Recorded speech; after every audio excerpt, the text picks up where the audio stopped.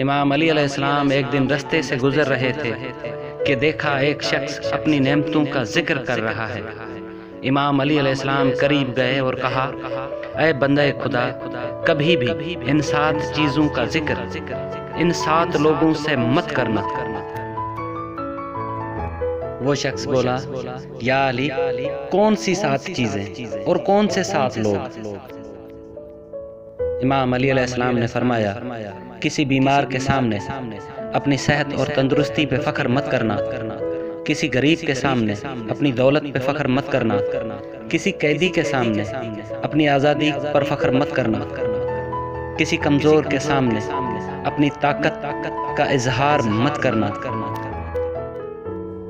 کسی غمزدہ کو دیکھ کر اپنی خوشی پہ فخر مت کرنا، کسی یتیم کو دیکھ کر اپنی ماں باپ کا ذکر نہ کرنا، کسی بے اولاد کو دیکھ کر اپنے اولاد پر فخر نہ کرنا۔ یاد رکھنا، جو انسان دوسروں کا درد محسوس کرے گا، اللہ تعالیٰ اس کو کبھی درد نہیں دے گا۔